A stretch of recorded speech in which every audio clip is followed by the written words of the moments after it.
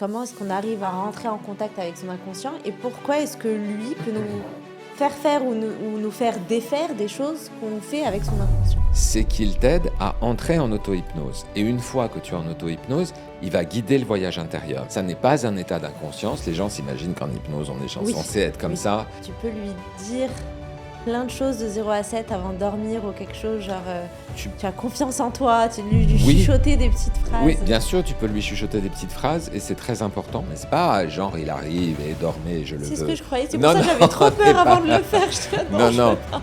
on n'est pas du tout. Tu es complètement en train de conduire de façon automatique et en même temps, ton esprit est totalement ailleurs. Il est en train de penser, il est focalisé sur autre chose.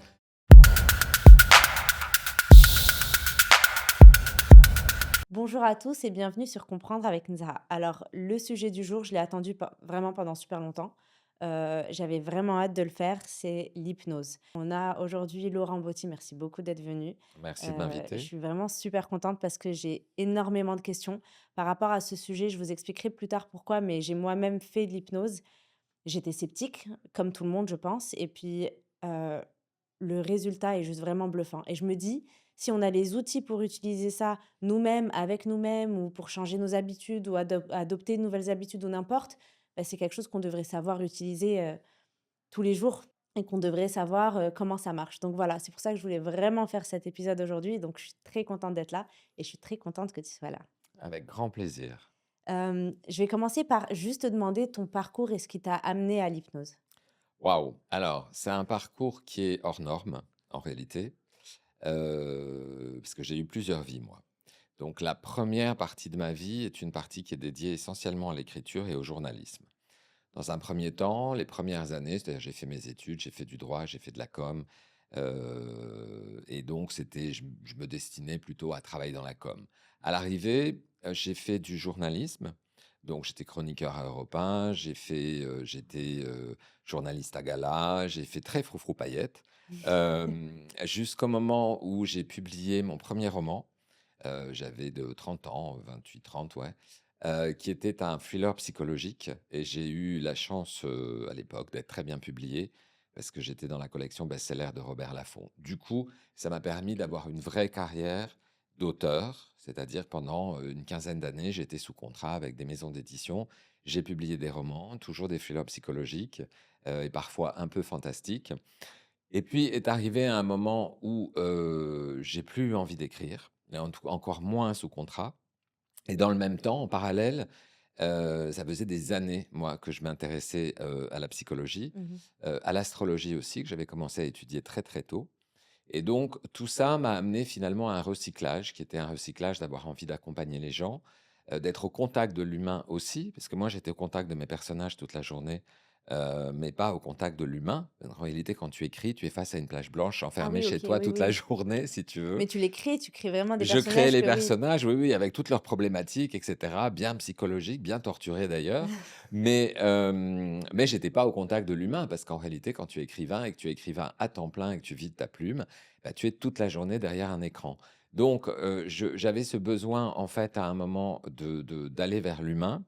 Alors, j'ai toujours eu quand même j'ai envie de dire, peut-être qualité naturelle, c'est-à-dire je fais partie des gens, si quand ils s'assoient dans un train, tu peux être sûr que la personne à côté de moi, au bout de 10 minutes, elle commence à me raconter sa vie, à me dire: «Je vous dis des choses que j'ai jamais dites à personne». Donc il y Une a une certaine énergie au énergie. départ, voilà. Donc au moment où je me suis recyclé, j'ai commencé à étudier, à être coach, par la particularité aussi d'associer astrologie et coaching. Mais je me suis vite aperçu que, le coaching avait des limites. Des limites parce que, c'est compliqué de s'adresser en permanence au conscient pour lui demander de changer. Parce que naturellement, l'être humain n'aime pas changer. Oui. Et puis j'ai essayé diverses méthodes, les TCC par exemple, qui sont des techniques, des approches comportementales de la psychologie, etc. Il y a rien qui m'a véritablement convaincu. Et puis, j'ai eu un vrai coup de foudre avec l'hypnose, que je trouve effectivement une méthode assez, bluffante, pour moi fascinante en plus, j'expliquerai sans doute, pourquoi c'est fascinant, qui en plus correspond pas mal à mon activité d'écrivain. Je vais t'expliquer pourquoi. Parce que quand tu es en hypnose, tu entres dans le monde intérieur de ton consultant. Tu rentres dans son univers et son univers, il a quelque chose d'un peu onirique, comme une scène de film, comme une scène de roman et cetera et Mmh. donc d'un seul coup, tout se réunissait ici et c'est comme ça que je suis venu à l'hypnose et aujourd'hui dans ma consultation, je te dirais que, 70 du travail, c'est en hypnose. 30 reste du coaching, puisqu'il faut quand même échanger, Ouais. parler et cetera. Mais l'essentiel, c'est de l'hypnose parce que c'est là qu'on obtient les vrais changements. Et tu te rends compte aussi que enfin, c'est une question, est-ce que tu t'es rendu compte que les en coaching, les gens ne disaient pas tout et au final, c'est en parlant au à l'inconscient que tu découvres plus de choses ou? Oui, alors je vais te donner un exemple, tout bête et en même temps qui est assez frappant. Une dame, par exemple, vient me voir, quarantaine d'années, énormément de colère, elle ne comprend pas, ça fait 20 ans qu'elle est en colère, elle se dispute au travail, elle se dispute avec son mari, elle se dispute sur la route aussi. Bon, à Casablanca, c'est normal, cela étant, J'allais mais dire. bon, mais bon, il y a un vrai problème de colère. Et donc, en hypnose, on va aller chercher la colère. Tout simplement, on interroge l'inconscient, on demande d'où vient la colère. Et dans la séance d'hypnose, donc la personne a les yeux fermés, peut-être qu'on reviendra pour expliquer un peu Mmh. comment se déroule une séance, mais elle a les yeux fermés, elle a comme un film qui passe devant les yeux, qui lui montre des images. Parmi les images qui surgissent, il y a l'image d'une enfant, une petite fille. Et moi, à ce moment-là, je pense que c'est l'enfant intérieur, parce que c'est un truc Mmh. classique. Même quand on n'a pas fait d'hypnose, On en a tous entendu on a parler. tous entendu parler de l'enfant intérieur. Je me dis, c'est l'enfant intérieur. Et là, d'un seul coup, je me dis: «Qui est cette petite fille?» Je vérifie et là, je la vois qui se met à pleurer, pleurer, pleurer, pleurer, mais des torrents de larmes, cette femme, sortent et cette petite fille, qui en réalité l'a appelée maman, elle m'explique que c'est un avortement qu'elle a eu 20 ans plus tard Waouh, et elle n'a pas du j'ai tout la chair de poule. ben oui, je peux comprendre. Elle n'a pas du tout associé que cet avortement qu'elle a eu peut-être à 18 ou 20 ans et qui, à l'époque, à elle, n'a rien fait de véritablement traumatisant, ça a laissé une trace. Et que cette trace, cette douleur a créé de la colère, de la colère, de la colère. Et finalement, probablement, la colère, elle était avant tout contre elle. Et du coup, on a pu effectivement régler Mmh. cette question et de là, pouvoir l'amener à régler cette colère. Donc voilà un exemple où, OK. en coaching, elle ne va jamais penser à te parler de cet avortement, cette dame, parce qu'elle-même ne C'est pas qu'elle a l'associe pas envie? absolument pas. Ouais, Exactement, c'est pas qu'elle veut le cacher, c'est juste qu'elle n'y pense pas. Et c'est l'inconscient qui te donne cette information et qui te dit: «Mais voilà la raison». OK. Et est-ce que, qu'est-ce qu'on doit absolument savoir sur l'hypnose? Voilà, si tu devais décrire ce que c'est, même si j'imagine que c'est assez large comme sujet. Non, je peux essayer de te le OK. décrire. Déjà, si tu veux, contrairement à une croyance, ça n'est pas un état d'inconscience. Les gens s'imaginent qu'en hypnose, on est Oui, censé être comme oui. ça, qui est un peu alors ça peut arriver, mais c'est une hypnose très spécifique qui s'appelle l'hypnose de rue, qui s'apprend. C'est les techniques, par exemple, de Mesmer. Pour ceux qui connaissent Mesmer, c'est un gars qui est très connu en France, qui fait des Qui fait des spectacles, spectacles, ouais. voilà. Bon, alors ça, c'est l'hypnose de rue. Ça n'aide absolument pas sur le plan thérapeutique et c'est juste pour s'amuser, en toute honnêteté. Sinon, l'hypnose, normale, c'est l'hypnose thérapeutique. C'est un état modifié de conscience. Donc on est conscient en hypnose. On sait ce qui se passe. On est même en hyperconscience, mais c'est une hyperconscience qui est très focalisée, si bien qu'il y a des zones du cerveau qui s'éteignent, d'autres qui s'allument, qui sont identifiées, même si Mmh. aujourd'hui personne ne peut véritablement expliquer comment ça marche. Ça, c'est le premier point. Ah, j'allais demander comment ça marche. Non, on ne OK. sait pas. On ne sait C'est pas dingue. véritablement comment ça marche et j'ai envie de te dire, en réalité, tu pourrais presque dire, c'est la plus vieille thérapie du monde. Pourquoi c'est la plus vieille thérapie du monde? Parce que c'est la même chose que le chamanisme. Quand tu es en chamanisme avec un tambour et que la personne entre en transe juste au tambour, je ne te parle pas d'aller faire de Mmh. l'ayahuasca au fin fond du Pérou ou de se mettre en état modifié sous drogue, etc. Mais même si tu veux des transes au tambour qui existent depuis la nuit des temps, ont une vocation thérapeutique et ça existe effectivement. Je crois qu'on a des choses qui remontent à 3 000, 4 000 ans, des témoignages. Ils ne nous ont pas laissé des films, hein, mais je veux dire, des tablettes d'argile, il y a des choses dans lesquelles effectivement on sait qu'on se mettait en transe déjà il y a 3 000 ou 4 000 ans pour se soigner. Donc la première chose, c'est un état modifié de conscience. La deuxième, tu entres en hypnose régulièrement. Alors, en auto-hypnose légère, dans la journée. Je vais te donner quelques exemples. Est-ce que tu regardes de temps en temps des films d'horreur? Jamais. Jamais. Bon. Alors, est-ce que tu regardes des Je sais films pas. tristes? Oui. Oui. Quand tu regardes un film, que tu es totalement absorbé par le film, tu sais que tu regardes un film. Néanmoins, un, tu es capable de pleurer. Mmh. Deux, il arrive qu'on t'appelle et tu n'entends pas. Oui. Ça, c'est parce que tu es en hyper-focalisation sur le film et tu es en auto-hypnose légère. C'est pour ça que tu ressens aussi fortement les émotions. Quand tu es dans ta voiture et que tu fais le même trajet du boulot à chez toi et qu'à un moment, tu es en décorporation complète. Ouais, Pourquoi? Parce que tu es tu en t'en rends pas pilote compte. automatique, tu es complètement en train de conduire de façon automatique et en même temps, ton esprit est totalement ailleurs. Il est en train de penser, il est focalisé sur autre chose. Tu es en auto-hypnose légère. Et ce qu'il faut savoir, c'est que les enfants de 0 à 7 ans sont en auto-hypnose profonde. C'est-à-dire, c'est pas hypnose légère, c'est auto-hypnose profonde. Pourquoi? Parce que l'hypnose se mesure par l'activité électrique du cerveau, ce qu'on appelle les ondes, et que les enfants de 0 à 7 ans sont sous onde θ, c'est-à-dire que leur activité électrique et l'activité électrique de leur cerveau est entre 4 et 8 Hertz, ce qui correspond à l'auto-hypnose profonde chez les adultes. Et d'ailleurs, je vais te donner l'exemple pour que tu vois comment ça fonctionne. À 3 ans, tu mets la main au feu, bah, automatiquement, tu vas écrire une ligne de code, le feu, ça brûle, Oui. et tu vas le garder. À 5 ans, tu pars 6 mois dans une famille espagnole, tu reviens, tu baragouines espagnol. Pourquoi? Parce que tu ne fais que programmer, déprogrammer, reprogrammer ton cerveau en fonction de toutes les expériences que tu vis à l'extérieur. De 7 à 15, tu es en auto-hypnose légère. Ah On donc est ça en continue après 7 Ça ans aussi? continue, tu OK. continues à programmer, déprogrammer, reprogrammer. On peut même dire, si tu veux, ici, que notamment les premiers émois sexuels, la découverte, si tu veux, du désir, etc., tout ça va créer une imprint pour Mmh. la suite et il y a une programmation, des programmations que tu fais. Et à partir de 15 ans, ça se ferme. On n'a plus accès au système. Donc en réalité, tu peux considérer ici que tu es un système qui est plein de programmes. Il y a les programmes que tu as installés de 0 à 7 ans, les programmes que tu as installés ensuite de 7 à 15. Il y a aussi tous les programmes dont tu as hérité. Est-ce qu'on s De 0 à 7, ils sont plus forts que de 7 à 15. Alors, ils sont plus forts. Oui, ça dépend si tu veux, c'est-à-dire de 7 à 15, tu vas programmer en fonction de choses qui ont provoqué de fortes émotions.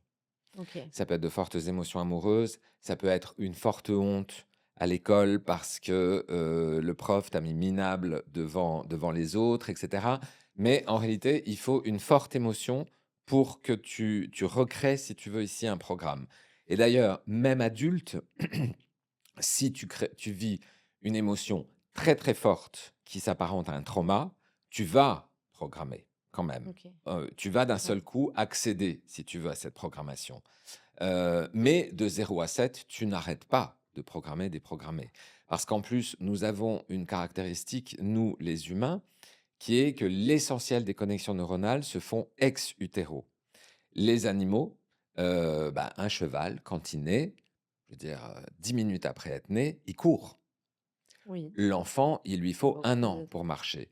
Pourquoi? Parce que toutes les connexions neuronales se font à l'extérieur du ventre. Résultat des courses, ça veut dire que tout ce qu'il vit va être sujet à programmation, déprogrammation, reprogrammation. Et c'est pour ça que tu peux même avoir quelqu'un qui a un syndrome d'abandon, qui n'a jamais été abandonné par ses parents, sauf que à l'âge de 18 mois, on ne sait pas pourquoi, à un moment, peut-être les parents sont partis, maman est partie 4 jours, 5 jours en vacances et l'a laissé à la grand-mère. Et à ce moment-là, il y a quelque chose qui s'est mis en place et le syndrome d'abandon est créé. C'est dur à gérer, on peut devenir parano après quand on a un enfant ou bien enfin moi je me dis on peut s'en servir parce que tu peux lui dire plein de choses de 0 à 7 avant de dormir ou quelque chose genre, Tu tu as confiance en toi, tu lui Oui, chuchoter des petites oui, phrases. bien sûr, tu peux lui chuchoter des petites phrases et c'est très important, parce que c'est ce qui va, bah, on sait que renforcer l'estime de soi et cetera. C'est ce qui OK. va permettre plus tard de se nourrir et de se construire. Mais ne crois pas, l'enfant est extrêmement, smart. Je vais te donner l'exemple. Moi, je suis un petit garçon, hyper créatif, hyper actif, débordant d'énergie, débordant de fun. Sauf que mes parents, je les entends toujours parler du cousin Omar, qu'est-ce qu'il est calme cet enfant, qu'est-ce qu'il est bien, il est sage, il est responsable. Ils sont même pas en train de faire la comparaison. Sauf que moi, Tu l'as à fait tout 4 ans, seul. 5 Ouais. ans, je la fais tout seul. Et j'entends qu'en réalité, je dois ressembler au cousin Omar pour effectivement être aimé de mes parents. Et tu dénaturé d'un coup, tu te Et d'un seul coup, je vais m'éloigner de ce qu'est ma véritable nature. Et ne pas oublier une chose, pourquoi les enfants programment des programmes reprogramment? Essentiellement pour survivre. Pourquoi c'est essentiel pour l'enfant d'être aimé des parents? Et je vais aller plus loin, c'est pas essentiel, c'est une question de vie ou de mort. Parce que si maman ne m'aime pas, elle ne me donne pas le sein, je meurs. Si papa ne m'aime pas, il ne me protège pas contre les bêtes, je meurs. C'est un savoir ancestral. On doit être aimé des parents parce que c'est comme ça qu'on survit. C'est une question de vie ou de mort. Donc quand on voit, si tu veux, quand on comprend comment tout ça fonctionne, on s'aperçoit effectivement de l'importance ici de l'éducation. Il y a non seulement tout ce que je dis et tout ce que je transmets volontairement à mon enfant, mais il y a aussi tout ce que je lui transmets involontairement, que lui perçoit, saisit et à partir de ce savoir, de cette perception, rac, il va programmer, déprogrammer, reprogrammer. et c'est facile à reprogrammer s'il y a quelque chose que tu as depuis, qui s'est créé dans les 0 à 7. Est-ce que c'est facile à changer? Enfin facile, j'imagine qu'il faut plusieurs séances. Alors, il faut plusieurs séances, ça dépend de la problématique, ça dépend aussi de la capacité à la personne à rentrer en hypnose. Alors, tout le monde a la capacité de rentrer en hypnose parce que tout le monde, comme je t'ai dit, rentre en auto-hypnose. Oui. D'ailleurs, ce qui est important, c'est de savoir qu'on ne t'hypnotise pas. En réalité, ce que fait l'hypnothérapeute, c'est qu'il t'aide à entrer en auto-hypnose. Et une fois que tu es en auto-hypnose, il va guider le voyage intérieur. Mais c'est pas genre il arrive et dormez, je le C'est ce que veux. je croyais, c'est pour Non, ça non, que j'avais on trop n'est peur avant pas, de le faire. Je fais: «Non, non, je veux non, pas». on n'est pas du tout, on n'est pas du tout là-dedans. En revanche, donc, tout le monde entre en hypnose. Maintenant, il y a des personnes qui effectivement sont plus ou moins contrôlantes, plus ou moins rationnelles, Mmh. plus ou moins visuel aussi, c'est plus facile dans certains cas de travailler en hypnose. Je dis dans certains cas parce que ça dépend des techniques qui sont utilisées par les hypnothérapeutes et chacun a un peu les siennes et sa salade, c'est comme en psycho, inévitablement. Mais normalement, si tu veux, sur certaines problématiques, comme par exemple, j'ai incapacité à parler en public, c'est ce qui me vient parce que je l'ai eu il y a pas longtemps. Il va te falloir 2 3 séances normalement Mmh. pour pouvoir débloquer ça ou obtenir un 80% d'amélioration, si tu veux. OK. Comment est-ce qu'on arrive à rentrer en contact avec son inconscient et pourquoi est-ce que lui peut nous faire ou nous faire défaire des choses qu'on fait avec son inconscient? Avec son conscient? Alors, je vais te donner ici plusieurs indications et plusieurs techniques. On va dire qu'en hypnose, il y a essentiellement 2 2 orientations, 2 façons d'aborder l'hypnose et 2 façons d'aborder la thérapie. Dans tous les cas, on va prendre, ce principe. Tu es un système. Ce système est plein de programmes qui sont finalement d'une certaine façon comme des applications qui s'allument et s'éteignent en fonction des situations. Exemple, je peux parler en tête-à-tête sans aucun problème. D'un seul coup, il y a 4 personnes, j'appuie sur l'application, automatiquement va s'activer l'application «Ne pas parler en public». Boum, ça Mmh. s'active. Ça, c'est les programmes que tu as installés. Il y a aussi les programmes dont tu as hérité. Parce que tes parents t'ont légué des programmes. On sait aujourd'hui, par exemple, que des traumas importants sont transmis dans l'ADN. C'est-à-dire Ah que d'accord. madame X, est violée, c'est un trauma très fort, son ADN est altéré. C'est-à-dire que son ADN porte l'information de ce viol. Sa fille porte l'information de ce viol, sa petite-fille porte l'information de ce viol. Et tu peux avoir en thérapie une femme qui vient te dire: «J'ai une peur panique des hommes», alors qu'il y a aucune raison pour ça, parce que la grand-mère, effectivement, a vécu ce trauma et que cette information a été transmise dans l'ADN et donc en réalité, c'est un programme. Donc il y a cette idée à un moment, si tu veux, que tu as des programmes et que tu veux t'adresser à l'inconscient pour lui dire: «J'ai besoin de changer, j'ai besoin OK. d'amener une transformation». Il y a 2 options maintenant pour le faire. La première, ça va être ce qu'on pourrait appeler la méthode Coué améliorée. C'est-à-dire que la personne vient te voir parce que elle veut perdre du poids ou arrêter son addiction au sucre. Tu vas la mettre en hypnose et à ce moment-là, tu vas avoir pendant, peut-être une vingtaine, 20-25 minutes, tu vas parler à l'inconscient. La personne ne participe pas, elle n'est pas participative, elle est juste tendue comme ça, elle t'entend. Des fois, elle flotte un peu à moitié en train de dormir, mais pas vraiment. Mmh. Et toi, à ce moment-là, tu dis: «À partir de maintenant, tu aimes la salade, ta ta ta». C'est toute une litanie, si tu veux, que tu vas faire. En général, donc ça, on pourrait dire, c'est presque la méthode autoritaire, dans la OK. mesure où tu dis à l'inconscient: «À partir de maintenant, Voilà ce que tu changes. madame, tu Ouais, changes, tu mets la salade». Et en général, c'est trop bien. ces techniques sont efficaces. Le problème que tu as ici, c'est qu'elles sont efficaces dès lors que c'est répété. Ça veut dire qu'en réalité, tu as besoin de la participation active du consultant qui, tous les jours, doit écouter son audio pendant à peu près OK. 3 semaines pour pouvoir reprogrammer. Parce qu'on sait que la reprogrammation d'un comportement, c'est en gros 3 semaines. Donc, la difficulté que tu as avec cette approche, c'est qu'il faut s'assurer que ton consultant, un, a la motivation réelle et nécessaire pour établir ce changement. Deux, a le temps et la discipline pour écouter les audios pendant 3 semaines tous les jours. Parce qu'ils vont être longs, ils sont longs les audios? Bah, si tu veux, tu vas avoir 10 minutes, 15 minutes de mise en détente et après, tu vas avoir 15, 20 minutes OK. donc c'est quand même une 30, Ouais. 40 minutes. Quand tu vas chez l'hypnothérapeute, tu as les 30, 40 minutes pour toi. Mais quand tu es, je vais dire, une personne qui bosse, qui a des Oui. enfants, qui est mariée, qui donc va te dire: «Oui, mais les écouteurs, ça me gêne dans la nuit parce qu'après, j'arrive pas à dormir quand ils tombent». Parce que le mieux, c'est de les écouter avant l'endormissement parce que c'est le moment où on est le plus suggestible. Justement parce qu'on baisse l'activité électrique du cerveau et plus on baisse l'activité électrique du cerveau, plus les suggestions entrent. Le matin tôt aussi, en se Le réveillant? matin tôt au réveil, ça OK. peut fonctionner, mais en attendant, il faut avoir, si tu veux, 30, 40 minutes le matin au réveil pour le faire. Tout le monde l'a pas Ouais, et non. Mmh. surtout, tout le monde n'a pas la discipline. Parce qu'il y a quelque chose aujourd'hui que je peux t'assurer, dont je peux t'assurer pour être thérapeute, c'est que bah, les gens sont partisans du moindre effort. Changer, c'est difficile. Et donc, idéalement, et c'est ça aussi l'avantage de l'hypnose, c'est quand même que tu changes sans effort ou avec beaucoup moins d'effort. Donc ça, cette technique est efficace, mais elle a ses limites, qui est la participation active du consultant. OK. L'autre technique, c'est que tu dis, moi, je veux entrer en contact avec l'inconscient, je veux établir une ligne de dialogue avec l'inconscient, et à ce moment-là, bah, on va discuter l'inconscient et moi. Donc comment on va faire? Quand tu veux déprogrammer, ton ordi, tu as besoin d'un langage, le langage informatique. Il peut être Mmh. une X, il peut être machin, tu as déjà vu XX2, C, H Oui. slash slash, bon, tu connais. Eh bien, en informatique, en hypnose, on utilise un langage qui est le langage symbolique et l'inconscient parle le langage symbolique et tu lui réponds en langage symbolique. Ça veut dire quoi? On a Bah, un langage symbolique universel? on a un langage symbolique universel. Je vais te donner un exemple. J'ai une difficulté à rencontrer le bon partenaire dans ma vie. Exemple. Donc, tu vas mettre la personne en hypnose. À ce moment-là, tu parles à l'inconscient. Tu dis: «J'ai besoin effectivement de comprendre ici ce qui se passe pour déprogrammer. Inconscient, je vais te demander de me montrer où se situe l'énergie problématique». Donc le programme problématique.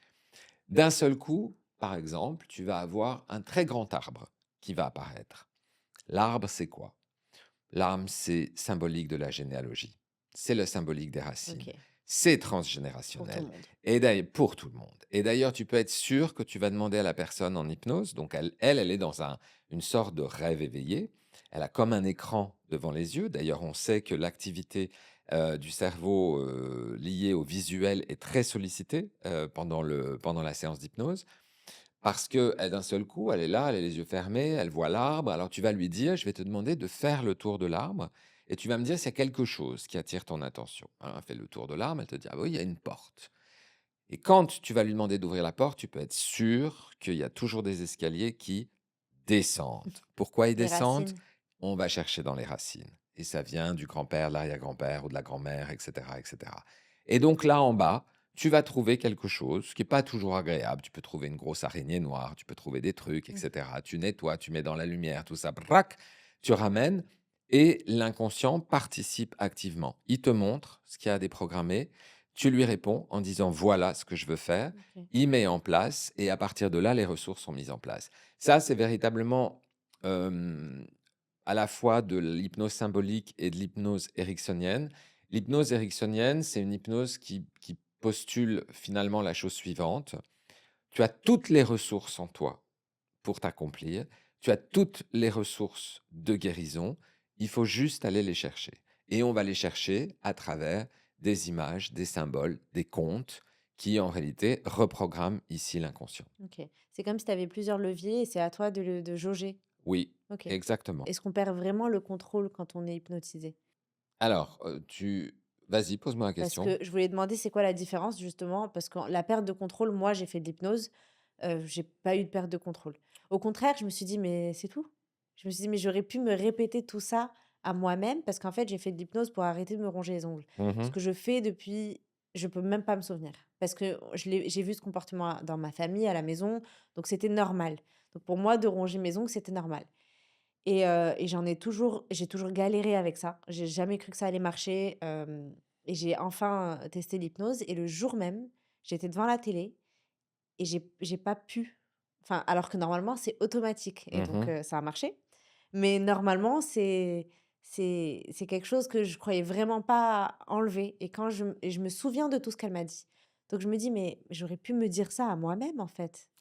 Donc c'est très compliqué. Je me dis: «Mais j'ai fait ça toute ma vie alors que la réponse était là». Et j'étais dans le contrôle, donc j'ai pas perdu contrôle alors que c'est vrai que l'hypnose qu'on voit à la télé, des spectacles et bah, la personne devient un chat, elle miaule, elle, voilà. Oui, mais si tu veux dans l'hypnose de spectacle, tu peux arriver d'abord attends, il faut savoir une chose, Mesmer ou les autres, hein, qui font le même type de d'activité, ils font des pré-tests. C'est-à-dire qu'avant, en réalité, dans la salle, avant que le spectacle commence, ils demandent aux gens de faire des exercices, il y a des exercices spécifiques pour vérifier si la personne est très suggestible, moyennement OK. suggestible ou peu suggestible. Et il y a des assistants qui passent dans la salle et qui lui disent celui-là, celui-là, celui-là, celui-là, celui-là. Il y a des gens, effectivement, qui sont hyper suggestibles. Ça, c'est le premier point. Le deuxième, sur l'hypnose de spectacle, tu peux faire en sorte que la personne soit d'un coup consciente et en même temps qu'elle fasse le chat. Ouais. Le problème, c'est que d'abord, ça ne sert à rien et surtout, à partir du moment où la personne sort de l'hypnose, on n'a rien mis en place. On ne peut rien mettre en place de cette façon, de durable, voilà. Maintenant, sur l'histoire, du contrôle, il y a plusieurs quand même niveaux d'hypnose. Heu, il y a de l'hypnose qui est plus ou moins légère, moyenne, un peu plus profonde. Dans l'hypnose profonde, la personne, est consciente, elle est en contrôle, mais moi je sais que, la personne est consciente et elle vit complètement l'expérience, mais au réveil, quand j'ai des consultants en hypnose profonde, c'est là qu'ils s'aperçoivent de la profondeur de l'hypnose. Parce qu'au réveil, ils me OK. disent: «Waouh, le corps est lourd». J'avais pas Oui, j'ai eu ça, compris c'est où vrai. j'étais aussi parti aussi loin. Parce qu'il y a quand même une dissociation complète. C'est-à-dire OK. l'esprit part dans une autre dimension, dans un univers parallèle. Donc le corps n'est plus vraiment un sujet. Et après, il y a des niveaux d'hypnose qui sont, très, très profonds, notamment dans un état qu'on appelle l'état Hesdale, où là, la personne n'est plus là, véritablement. Et ça peut s'utiliser. Il faut avoir une vraie confiance, en thérapeute et une vraie Oui. alliance thérapeutique avec le thérapeute. Et le plus souvent, c'est pas nécessaire pour faire la reprogrammation. Et ce qui est important, c'est aussi quand on est en consultation, il y a peut-être des thérapeutes qui oublient. Pour que l'hypnose fonctionne, il faut une alliance thérapeutique. Donc moi déjà, je trouve que c'est important d'avoir une première consultation qui dure quand même, 45 minutes, 1 heure, où on échange avec le consultant a la possibilité de voir s'il se sent bien, s'il se sent Mmh. à l'aise et cetera. Ensuite, on lui explique ce qu'est l'hypnose et 3, on rassure sur le fait que si à un moment, vous n'êtes pas bien, vous avez la possibilité de sortir de l'hypnose et de temps en temps, c'est nécessaire, ça peut être utile et c'est pas grave. J'ai eu une consultation il y a pas longtemps où à la première séance d'hypnose, le gars est parti donc très bien en hypnose, sauf qu'à un moment, certainement parce qu'on s'est approché de quelque chose de douloureux, il a son antivirus personnel qui s'est Mmh. activé et il a commencé à avoir des vertiges. On l'a ramené tranquillement, il m'a dit: Ça tourne, ça tourne». J'ai dit: «Aucun problème, tu reviens» et la fois suivante, il a pu partir beaucoup plus en confiance. Donc il y a Oui. aussi ici, si tu veux, le fait d'établir cette alliance thérapeutique qui est quand même essentiel à toute forme de thérapie de toute façon. La relation entre le thérapeute et le consultant, c'est aussi une des clés de la réussite, quel que soit le choix de la thérapie. Et c'est quoi la pire idée reçue que les gens ont de l'hypnose, que tu entends souvent? La pire, c'est, en tout cas moi ce que bon, il y a beaucoup de gens qui ont peur, parce qu'ils s'imaginent qu'on va leur farfouiller le cerveau, qui vont J'ai eu ce perdre sentiment. le contrôle. Ça, c'est lié à la littérature, enfin la littérature, plutôt au ciné. Il y a quelques films aussi où tu vois les gars, on les a mis en hypnose, on leur a dit, «Quand le téléphone sonnera 3 fois, tu iras tuer le gars au coin de la rue» ou je ne sais quel délire. Donc effectivement, il y a la peur, si tu veux, que, on me fasse faire quelque chose que je ne veux pas faire. Voilà. Mmh. Et puis cette idée aussi, hem, qu'on va ouvrir la boîte de Pandore. C'est-à-dire que les gens viennent en thérapie parce qu'il y a une souffrance, alors plus ou moins grande, hein, se ronger les ongles, c'est pas un film d'horreur, tu peux faire ta vie en te rongeant les C'était un ongles. film d'horreur pour Maman, moi. c'était peut-être un film d'horreur pour Non, je toi. rigole, oui, Non, oui. mais c'est possible, si tu es coquette, que tu as envie d'aller te faire les ongles joliment et cetera. Enfin, c'était mon Je rêve peux de faire une manicure quand Bon, même, c'est voilà, horrible. donc je comprends si tu veux, je comprends. Mais en tout cas, c'est vrai que quand tu viens en thérapie, pour régler un problème, c'est parce qu'il y a une souffrance et heu, en même temps, il y a énormément peur d'ouvrir la boîte de Pandore, qui consiste c'est quoi la boîte de Pandore? C'est de dire: «Moi, si j'ai mis les souvenirs de côté sous le tapis, c'est pas pour qu'on me les ressorte». C'est exactement la phrase que je sors. Voilà. C'est vraiment. Sauf que c'est faux. Ah, Sauf que c'est faux. Le meilleur moyen, quand même, de se libérer d'un trauma, c'est de travailler le trauma. Il faut y aller. Pourquoi? Eh ben, c'est tout simple. Alors, je parle des vrais traumas ici. C'est comme si, à un moment, dans une scène, alors attention, vrai trauma, il faut, il faut expliquer déjà ce qu'est un trauma. Un trauma, c'est une expérience émotionnelle forte dans laquelle je vis quelque chose d'extrêmement désagréable. Et je vais mettre en place par la suite ne plus jamais revivre cette scène désagréable. Sur le cas, par exemple, pour que tu comprennes, trauma et trauma. Sur le cas de la personne qui ne pouvait plus parler en public, et quand je te dis ne pas parler en public, c'est pas parler devant 100 personnes. C'est genre, il y a 4 personnes, elle est bloquée, elle peut plus parler. oui, OK. Donc on est dans quelque chose qui est vraiment C'est en invalidant. groupe, quoi, c'est même C'est pas en même non, non, public. c'est Ouais, en ouais. groupe, c'est en petits groupes. Ouais. Voilà. Donc c'est très invalidant dans la vie, c'est invalidant dans la vie professionnelle, dans la vie sociale, à tous les niveaux. Hem, Quand on est parti en hypnose, on a demandé à l'inconscient d'où ça venait, comment ça venait, et cetera, et cetera, et on se retrouve, elle a 4 ans, elle est sur l'estrade de l'école pour une récitation, un truc de fête de fin d'année. Elle bafouille et à ce moment-là, boum, son regard se pose sur son père qui rigole et qui se moque d'elle. Et donc, qu'est-ce qui se passe pour elle? Elle a une humiliation terrible. Et cette humiliation, qui est une petite humiliation, mais à 4 ans, c'est vécu comme un truc Ouais, atroce. bien sûr. C'est très fort, c'est un gros trauma. Donc à partir de là, elle va mettre en place des mécaniques, ne plus jamais parler en public. Pourquoi? Parce que si je parle en public, des choses terribles vont arriver. Je vais être humilié. Bon. Ça, c'est un petit trauma, mais qui est un gros trauma pour l'enfant, mais qui est un trauma anecdotique, je dirais. Mmh. Il n'empêche que les comportements autour deviennent sérieux. Après, tu as le gros trauma, qui est le gars qui part à Kaboul, une bombe tombe à côté, son pote est déchiqueté. Évidemment, ici, il y a un trauma. Ouais. Dans les deux cas, au moment, si tu veux, où tu vis le trauma, c'est comme si une petite partie de toi restait bloquée dans ce trauma. Comme un bout d'âme, tu pourrais presque dire, il y a un bout d'âme qui est resté bloqué. Moi, finalement, femme adulte, alors je ne parle pas de moi, je parle de ma cliente ici, de ma consultante. Moi, femme adulte qui ne peut pas rester, qui ne peut pas parler en public. Pourquoi? Parce qu'il y a un petit bout de moi qui est resté bloqué à l'âge de 4 ans dans cette scène. Eh bien, tant que je ne vais pas aller chercher ce petit bout de moi bloqué, je ne pourrai pas guérir.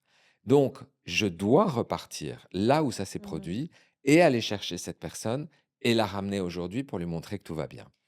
Donc, ce qu'on pourrait dire: «Je ne veux pas revivre l'expérience», en réalité, d'une façon ou d'une autre, tu dois aller chercher cette partie de toi qui est restée bloquée dans l'expérience pour la ramener aujourd'hui et j'ai envie de te dire, pour être complet ou complète. OK et en fait, est-ce que, par exemple, pour cet exemple-là, elle se souvenait de cet épisode quand elle Pas a du fait tout.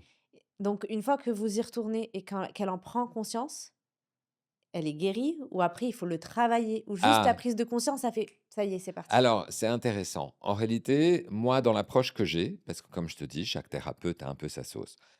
Je vais poser une question à l'inconscient. Donc là, c'est la mécanique qui est la mécanique des régressions. Je vais poser à l'inconscient la question à l'inconscient.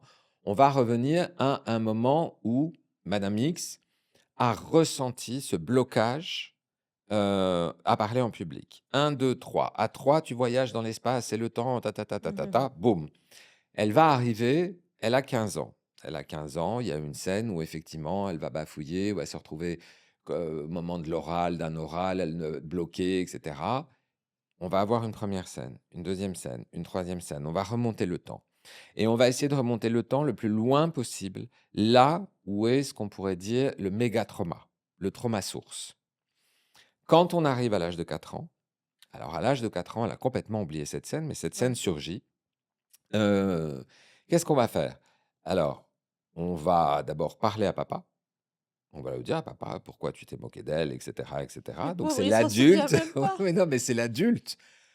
Aujourd'hui, si tu veux, Ah pardon, c'est parler à papa en non, non, hypnose, en pas aller hypnose. parler à Non, son père. non, elle Ah oui, oui, rentre oui, pardon, tu ouais. rentres dans la Oui, oui. scène, comme dans un film. Tu vas rentrer dans la scène comme dans un film, dire à papa: «Pourquoi tu t'es moqué?» et cetera et ensuite tu vas prendre la petite. Tu vas calmer la petite, tu vas rassurer la petite, tu vas passer un peu de temps avec la petite, jusqu'au moment où tu vas sentir que la petite va bien, tout va bien et cetera. Magnifique et tu retravailles ce souvenir et ce qui est magique, c'est qu'en réalité, quand tu vérifies tous les autres souvenirs qui étaient postérieurs, ils se sont automatiquement réécrits. C'est-à-dire que Ouais. tu as eu un souvenir à, on va dire, 15, 10, 8, 4.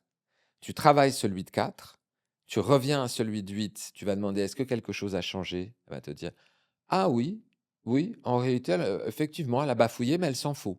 Elle, c'est-à-dire la petite fille Oui, oui. et tu passes à 10 et tu passes à 15. Donc ça veut dire que l'inconscient a compris, il a reprogrammé tous les souvenirs qui sont associés d'une façon directe ou indirecte à ce trauma. C'est incroyable, c'est extrêmement bienveillant, c'est le mot qui me vient en tête quand j'y pense. Parce Ouais. que l'inconscient est bienveillant, il est là pour t'aider. Il faut juste y avoir accès et comprendre un petit peu comment il fonctionne. Et à partir de là, tu peux faire un travail qui est vraiment intéressant. Pour quel type de problématique est-ce que l'hypnose est la plus, bénéfique? C'est-à-dire qu'on y pense peut-être pour des trucs en mode: «J'ai envie d'arrêter de fumer», mais en Oui, vrai, c'est vraiment une thérapie? alors c'est une thérapie qui peut m'être complémentaire à des thérapies médicales pour les gens qui ont des problèmes physiques, médicaux. Oui. Moi, j'accompagne par exemple quelqu'un actuellement depuis assez longtemps, qui a le cancer. Tout simplement pour essayer aussi de d'aider à travers l'inconscient, le travail, un travail qui serait quasiment presque ici, on va dire énergétique, de mettre en place ce qui est nécessaire. J'ai envie de te dire pour tout, en Ouais. réalité, pour tout. C'est vrai que, on l'associe l'hypnose au changement d'habitude, les addictions au sucre, le tabac et cetera. Mais en réalité, tu travailles la dépression, tu travailles les croyances, tu travailles les difficultés à rencontrer le bon partenaire, tu travailles un Mmh. sentiment, par exemple. Tu sais, il y a des gens qui se sentent coupables naturellement, qui sont toujours en train de dire oui, je dis oui, je dis oui, je rends toujours service, par exemple, et ce genre de situations. Il y a plein de situations. Tu peux le faire dans le sport. Aussi, il y a beaucoup, beaucoup j'ai envie de te dire, c'est une thérapie complète et qui OK. peut se compléter, bien évidemment, avec d'autres thérapies. C'est pour ça que moi, je considère que c'est intéressant d'associer, par exemple, avec le coaching ou la psychologie, parce qu'on ne peut pas que travailler l'inconscient, on a aussi besoin de voir comment ça se met en place, pour la personne sur la durée, puisque c'est quand même une thérapie brève, mais c'est pas C'est un Harry Potter. accompagnement C'est après. un accompagnement, mais je veux dire, même si c'est une thérapie brève, c'est pas Harry Potter, c'est pas baguette magique et d'un seul coup, mon sentiment de culpabilité qui m'a accompagné toute ma vie a complètement disparu. On va travailler sur 3, 4, 5 séances. Ça reste quand même beaucoup plus bref que, 3 ans de Oui. psychothérapie, mais ça il y a quand même un suivi et tu vas associer éventuellement avec d'autres techniques thérapeutiques, mais ça reste, à mon sens, ce qu'il y a véritablement de plus efficace, de plus pertinent. Est-ce que ça aide pour les douleurs physiques? Alors ça aide pour les douleurs physiques. D'abord, ça peut aider pour les douleurs parce que douleurs physiques, c'est vaste. Il y a des douleurs qui sont utiles, et il y a des douleurs qui sont inutiles. Les douleurs utiles sont celles, par exemple, qui sont supposées t'alerter sur un mal plus profond. On va pas supprimer une douleur qui est utile, puisqu'elle est là pour te dire: «Attention, attention, ne te mets pas dans cette position parce que effectivement, tu as une hernie discale et que si tu n'as pas la douleur, peut-être que tu vas l'aggraver, ta hernie discale». OK. Donc il y a des douleurs utiles, il y a des douleurs inutiles, il y a des douleurs d'ordre psychique, il y a des maladies auto-immunes, par exemple sur les maladies de peau, le psoriasis ou ce genre, de problématiques. C'est auto-immune. Auto-immune, c'est le corps qui t'attaque, c'est toi-même. C'est pas un virus, c'est mon corps se retourne contre moi. Peut-être que mon corps essaie de me dire quelque chose. Donc on va interroger et Mmh. on va demander: «Qu'est-ce qui veut dire le corps ici?» OK. Et comment se déroule une séance type? Séance type, alors, tu as d'abord ce qu'on appelle une anamnèse. L'anamnèse, c'est l'investigation avec le consultant de ce qu'il veut changer, ou de ce qui le fait souffrir, de ce qu'il veut enlever. Donc, bah, on va creuser ici la question, quelle est la problématique? Depuis quand? Pourquoi? Comment? Est-ce que c'est associé à tel événement ou pas tel événement? Tel moment de vie particulier? Bref, on creuse pour avoir le maximum d'informations et puis en apprendre aussi sur notre consultant parce que c'est important, d'avoir une vision globale de: est-ce que cette personne est bien dans son travail ou mal? Ou est-ce qu'elle est bien dans sa vie Ouais. affective ou mal? Quelqu'un qui vient te voir pour la gestion du stress, mais dont tu t'aperçois qu'en réalité, elle a une vie, extrêmement frustrante, beh, c'est sûr que ça va être plus compliqué que quelqu'un qui vient juste pour du stress, mais ou qui a en fait, une vie, je ne vais pas dire parfaite, personne n'a la vie parfaite, mais qui est à 70 globalement satisfaisante. Donc tu as besoin de ces informations. Ça, c'est l'anamnèse. Ensuite, l'étape suivante dans une séance, c'est l'induction. Donc, c'est l'étape où tu vas mettre la personne en hypnose ou relaxation profonde. Après, tu as le travail en lui-même. Donc, le travail en lui-même, selon la technique choisie, c'est soit j'entre en échange avec l'inconscient à travers des images, des souvenirs à retravailler ou autre, soit je fais ce que tu as expérimenté toi, c'est-à-dire plutôt juste une litanie, un texte lu pendant 20 ou 30 Mmh. minutes à mon inconscient qui comprend ce que je demande, et ensuite la sortie de l'hypnose, tout simplement. Alors, je viens de m'en rappeler, ça m'est revenu. J'ai fait, avant de tester cette hypnose-là, j'étais sur YouTube il y a je sais même pas, ça fait longtemps et j'étais sur YouTube et je voulais justement faire un régime. Ok. J'étais à Paris, j'étais étudiante, je faisais n'importe quoi, je mangeais n'importe quoi et je me suis dit: «Bon, Étudiante à voilà, Paris, normalement, on n'est pas c'est sous ça, haricots. c'est ça» Ouais. et j'arrivais pas à faire ce régime et je me suis dit: «Bon, je vais essayer de m'hypnotiser à le faire». Donc je suis allée sur YouTube et j'ai cherché hypnose, régime. Heu, je sais pas si c'est l'effet placebo ou pas, mais dès que j'ai fini l'enregistrement, bah, j'arrivais plus à avaler. Mais vraiment, j'avais une boule, j'avais mal à la gorge, que j'avale de l'eau ou n'importe et Mmh. j'ai appelé ma sœur en panique. Je lui ai dit: «J'ai fait une bêtise, je sais pas ce que j'ai fait, j'arrive pas à avaler» et ça a duré 48 heures où dès que OK. j'avalais, ça me faisait très mal à la gorge. Après c'est passé, mais du coup, je me suis dit: «Il faut pas jouer avec ça» parce que justement, j'allais te demander si, il y a moyen de s'auto-hypnotiser avec, des affirmations, par exemple, positives. On parle beaucoup des affirmations à dire le soir avant de dormir en Mmh. méditation. Est-ce qu'il y a des outils comme ça qu'on peut utiliser et à quoi il faut faire attention? Intéressant. Alors, pourquoi moi je choisis plutôt le fait d'entrer en communication avec l'inconscient, plutôt que de lui donner un ordre, en lui demandant par exemple d'arrêter de se ronger les ongles. Mmh. Alors arrêter de se ronger les ongles, ça va, c'est assez anecdotique si tu veux d'une certaine façon. Tu ronges les ongles, tu ronges pas les ongles, il y a pas quelque Il y a chose pas mort d'homme. derrière. Il y a pas mort d'homme et je pense pas qu'il y ait derrière, si tu veux, quelque chose de très, très révélateur sur un état psychique profond. Voilà.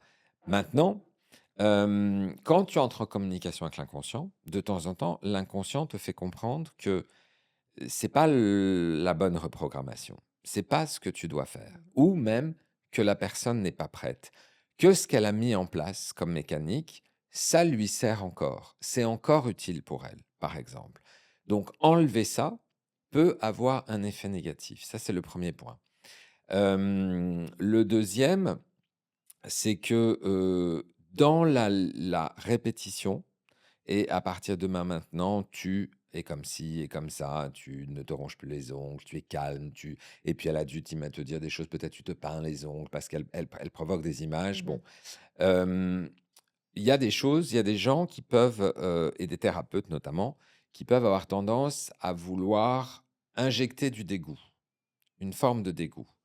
Sur le tabac, par exemple, il y a certains thérapeutes qui fonctionnent en dégoûtant du tabac. Alors, ça peut être utile, mais ça peut aussi poser problème. Ça peut poser Ouais. problème si je suis avec d'autres fumeurs à un Mmh. moment, si mon partenaire est fumeuse, et cetera, et cetera. Donc, je suis toujours circonspect. En revanche, ce que je peux te dire pour ce qui est des affirmations positives et pour soi-même, ce que tu peux faire, c'est te mettre en auto-hypnose légère et pour ça, effectivement, il y a des très bonnes vidéos sur YouTube qui t'invitent, notamment avec de la musique et cetera, à entrer en ondes θ. Ce qu'on appelle les ondes θ, c'est justement l'auto-hypnose OK. et à partir de là, t'aider à te visualiser dans l'état que tu souhaites obtenir et ça, effectivement, c'est positif parce que tu montres à l'inconscient visuellement ce que tu souhaites. Donc il faut travailler. L'hypnose, c'est un muscle. C'est comme la méditation, en réalité. Et on sait, par exemple, que la méditation change l'ADN. Ah L'hypnose, bon? oui, oui, la méditation change l'ADN. Il y a des Ah. modifications des marqueurs ADN, absolument. Donc ça a de vrais effets. Et moi, dans ma consultation, à un moment, si tu veux, quand la personne est en hypnose relativement profonde, qu'on a fait le travail, je demande, après l'inconscient le fait ou pas, je demande la réécriture de l'ADN pour être débarrassé du trauma, de ci, de ça, etc. Mais ça, moi, c'est une OK. demande que je fais. Je ne vais pas te dire que je suis allé vérifier en labo qu'effectivement l'ADN a changé. Oui, mais ça a été fait, j'imagine, en Sur la méditation, on le sait. On sait que sur OK. la méditation, ça modifie l'ADN. Et donc, l'hypnose est comme un muscle. Si tu le fais régulièrement, je veux dire après, je veux dire, tu vas faire clac, Mmh. clac, tu fermes les yeux, tu rentres très, très vite en auto-hypnose et là, il suffit de te voir, alors dans ton cas avec, à la manicure, avec des mains magnifiques, des ongles sublimes comme, Cardi B, j'ai envie de J'ai te d'autres dire. préoccupations, hein. Non, non, mais Ouais, mais je vois. voilà, c'est C'est l'exemple si tu veux imagé. pour que tu comprennes, comment fonctionner en fait. OK. Et s'ils ont vu ça l'ADN change grâce à la méditation? Oui. Je trouve Ça, ça tu peux incroyable, je vérifier. savais Tu peux pas. vérifier sur Waouh! internet, tu vas dire ADN, enfin méditation, modification ADN. Il y a des tests qui ont été très, très sérieux, qui ont été conduits, qui montrent effectivement une modification de l'ADN. Et entrer en méditation, en réalité, c'est entrer en auto-hypnose. Et OK. d'une certaine façon, une fois que tu es là, c'est vrai que ton inconscient, qui, comme tu le dis, est assez bienveillant, ton Mmh. inconscient est là pour programmer, reprogrammer ce que toi, tu as besoin de mettre en place pour aller mieux. Donc pour toutes ces personnes qui, lisent ces livres d'affirmations positives et cetera, de reprogrammer son inconscient ou les schémas de choses qu'on croit de soi-même et qu'on a envie de changer. Quand même, je pense que est-ce que c'est pas mieux de commencer par une vraie hypnose? Parce que du coup, tu entraînes le muscle avec un professionnel Mmh. et ensuite, adopter une routine de tous les soirs, Il y a 2 choses ici. Tu as raison, c'est-à-dire que déjà, à la base, si tu commences avec un professionnel, il va te montrer le chemin. Donc après, tu ouais. peux refaire le chemin toute seule, mais il faut qu'on te montre le chemin la première fois. C'est toujours quand même plus efficace que d'aller directement sur YouTube. C'est le premier point. Le deuxième aussi, c'est que, l'histoire des affirmations positives et notamment sur la loi de Mmh. l'attraction, le secret, bah, tu connais. Alors, c'est très bien les affirmations positives, mais on va pas se mentir. La loi de l'attraction, elle marche. mais elle marche pas sur ce que tu crois ou veux consciemment. Elle marche sur ce que tu crois ou recherches inconsciemment. Et donc, c'est pas mal quand même d'aller nettoyer son inconscient Oui. pour pouvoir obtenir ce qu'on veut. Je vais donner un exemple sur le choix de partenaire. Sur le choix de partenaire, tu demandes, alors là, je vais parler plutôt, c'est plutôt les femmes qui viennent me voir parce qu'il y a des difficultés de couple ou je tombe toujours sur des gars qui sont des bras cassés ou tu vois Mmh. ce genre de choses. Bon, donc on vient me voir en me disant: «J'ai besoin de trouver une solution, je comprends pas, c'est moi qui les attire, mais c'est pas ce que je veux». Alors, si tu demandes à effectivement une femme ce qu'elle veut comme partenaire idéal, elle va te décrire, elle va te voilà La ce que je liste, ouais, bien recherche. sûr. Moi, elle a sa checklist et ça check, ça check, ça Mmh. check. Ça, c'est conscient. Par contre, tu pars en hypnose et tu vas aller en hypnose visiter le pays du masculin inconscient. Et là, ce que tu trouves, c'est pas du tout le personnage idéal. Tu vas trouver Le un bad gars boy qui infernal. tu peux trouver le bad boy infernal, tu peux trouver le roi. Espèce de monsieur comme ça qui est Mmh. complètement narcissique. Tu peux trouver celui qui est, complètement bras cassé, tout cassé de partout. Ça, c'est le malade. Ça, c'est pour, les personnes Ah, il qui y a des tombent profils. sur, il y a des oui et en réalité, alors c'est connu c'est chez Carl Jung qui a établi, si tu veux, cette dénomination de l'animus et l'anima, c'est-à-dire la représentation inconsciente du ou de la partenaire chez l'homme et la femme et en réalité, tu t'aperçois que très souvent, bah, ce que tu attires, c'est ce que tu recherches inconsciemment, pas ce que tu recherches consciemment. Alors, tu peux être dans la répétition positive de je veux, je veux, je veux, je veux, mais derrière, si tu n'as pas un peu nettoyé l'inconscient, c'est beaucoup plus difficile d'attirer à toi la bonne situation, Oui, quelle que soit la situation que tu cherches. parce que ton inconscient est peut-être basé sur des traumas pour cette Exactement. checklist et dans Ton ces cas-là, inconscient est vous êtes basé pas sur du des tout en traumas, sur des croyances, sur quelque chose que tu as pu, programmer, d'une certaine façon. Mais tu peux même pas imaginer, c'est-à-dire que, jusqu'où va la programmation de l'inconscient? C'est-à-dire que je suis un petit garçon, j'ai 5 ans, j'ai 6 ans et j'entends papa, il se moque régulièrement de maman parce qu'elle est ronde. Il se moque de maman gentiment parce qu'elle est ronde. Mais moi, j'ai remarqué quand même que, c'est il de la regardait moquerie. il se Ouais. moquait et bah, qu'est-ce que je vais faire? Et ben je vais avoir une représentation inconsciente que je veux une fille hyper, hyper, hyper, hyper mince Mmh. et je vais programmer ça. Donc même ça, ça se programme très jeune et tu Oui. peux pas savoir de quelle façon exactement ça s'est programmé, mais c'est là. Et aller chercher, si tu veux, ces informations pour pouvoir libérer, quand c'est un obstacle, bon, c'est très bien, on peut aller rechercher inconsciemment quelque chose qui nous rend très heureux. Mais si on recherche inconsciemment des situations qui nous rendent malheureux de façon répétitive, là, il faut aller travailler sur cette question, par exemple. Et c'est quand même beaucoup plus facile avec un professionnel Ouais, que bien juste sûr. avec un audio. On se tire une balle dans le pied, en fait, la plupart du temps, sans s'en rendre compte. Exactement. C'est bien. Là, on va parler un petit peu de ton vécu, de témoignages, un peu de tes expériences. Ouais. C'est quoi, l'expérience la plus marquante ou la plus folle que tu aies eue, Waouh! pendant une séance? Ouh, on va rentrer dans quelque chose qui relève presque du spirituel. OK. Parce qu'en hypnose, tu passes quand même dans les mondes invisibles, en quelque sorte. Et j'ai eu une expérience avec une consultante qui avait des problématiques qui étaient des problématiques et un historique sexuel très invalidant. Et c'est une des problématiques qui était en plus transgénérationnelle. Parce que sa mère avait été abusée, son père avait été abusé. Il y avait bon, il y avait quelque chose ici, voilà. Donc là, on rentre, si tu veux, dans des thérapies qui sont évidemment compliquées, parce que c'est pas juste arrêter de fumer. Même si arrêter de fumer, c'est compliqué aussi, mais je veux dire, on rentre dans quelque chose qui est les méandres de l'âme humaine, d'une certaine façon. Et l'expérience la plus troublante que j'ai eue, c'est qu'effectivement, à un moment, j'ai demandé à l'inconscient, alors, de m'amener là où était l'énergie problématique. OK? Donc on est descendu, alors je dis descendu puisque je sais pas, elle est descendue dans une cave. Mmh. Enfin, il y a eu tout un chemin qu'elle a fait en hypnose et d'un seul coup, on s'est retrouvé face à un personnage très sombre, très dark, qui est une représentation visuelle, hein, de sa Ouais. problématique à elle et Ouf, je sais pas si je vais raconter ça. Alors attends, non, parce que c'est un peu dark. Et enfin, on aime bien les histoires quand même. Mais je sais pas, là, c'est Alors, je vais te la raconter, tu vas OK. décider ensuite si tu veux. En fait, ce qui s'est passé, c'est que donc je tombe sur ce personnage, OK, qui est comme un personnage intérieur. Moi, j'aime bien travailler aussi avec de représentations visuelles, des programmes, parce que ça permet d'échanger d'une certaine Oui, façon avec le programme. Pour que tu comprennes, je te vais te donner cet exemple. Celui-là, d'ailleurs, est assez rigolo,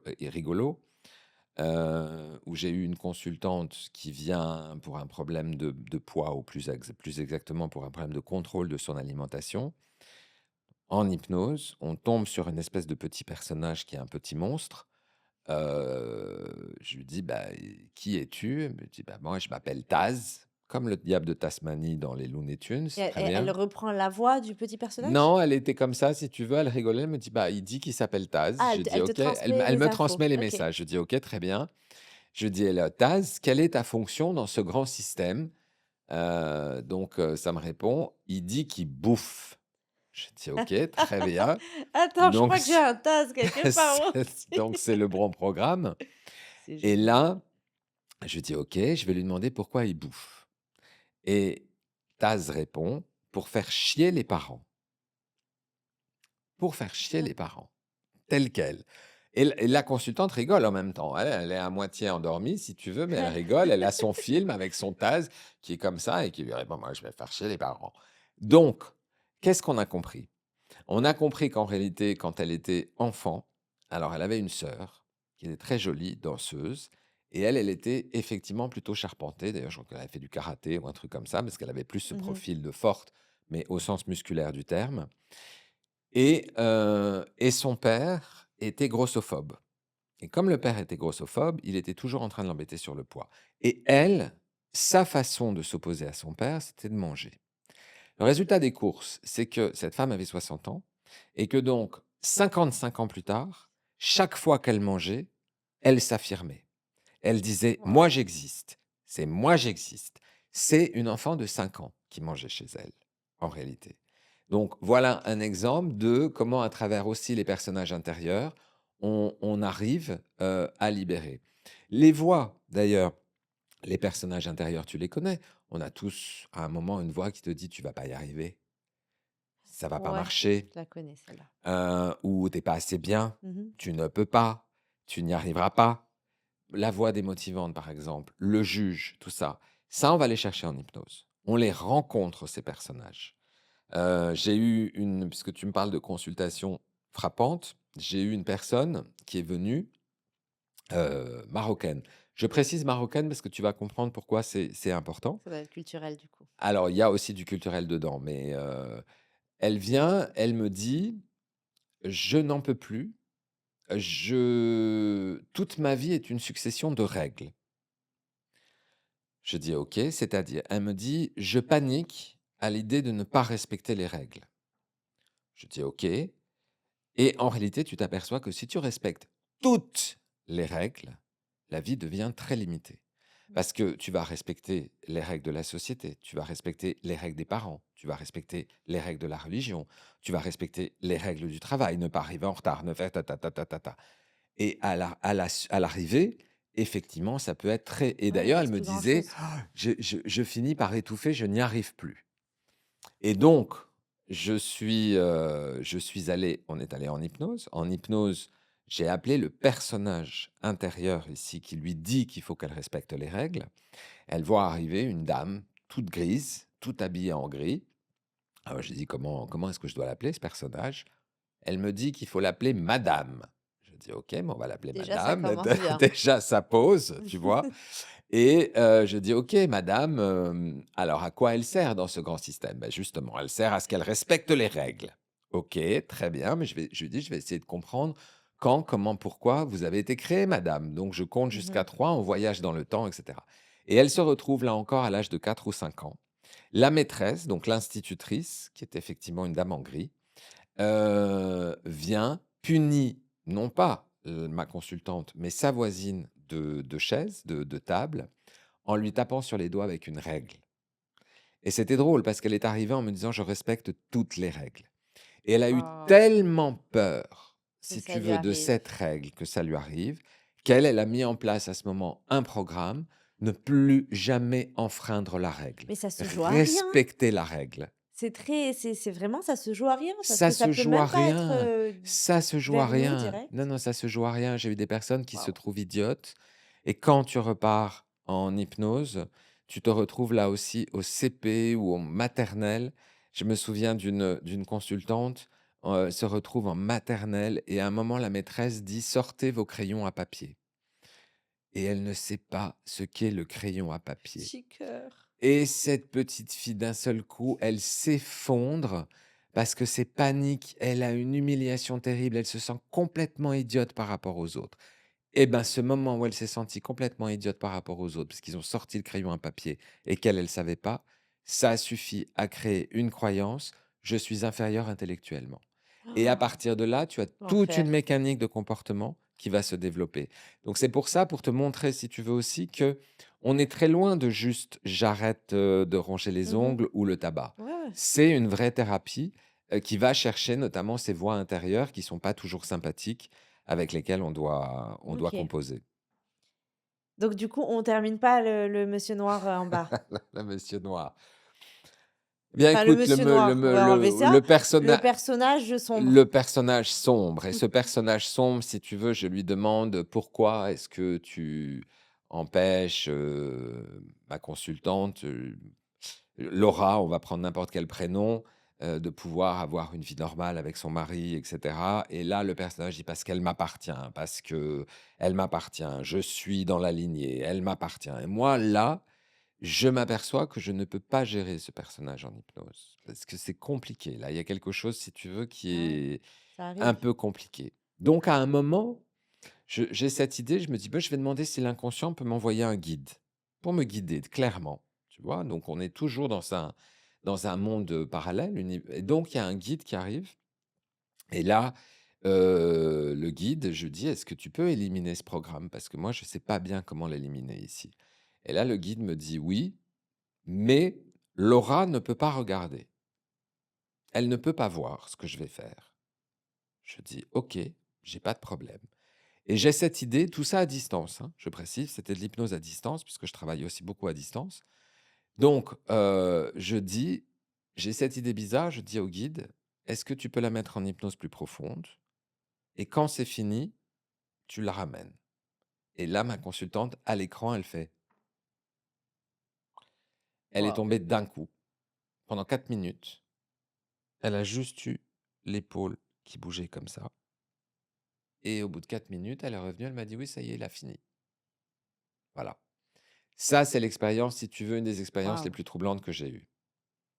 Ah oui, c'est marquant Oui, c'est marquant. et tu te dis: «Mais qu'est-ce qu'il a fait le guide?» et Exactement, c'est c'est dingue. marquant. Et donc ça veut dire, si tu veux, ici, que c'est pour ça que je te dis entrer en communication avec l'inconscient, parce que tu as accès ton inconscient, ou en tout cas une partie de ton inconscient est une énergie extrêmement bienveillante qui est Mmh. là pour t'aider et à partir du moment où tu y as accès, tu peux demander de l'aide.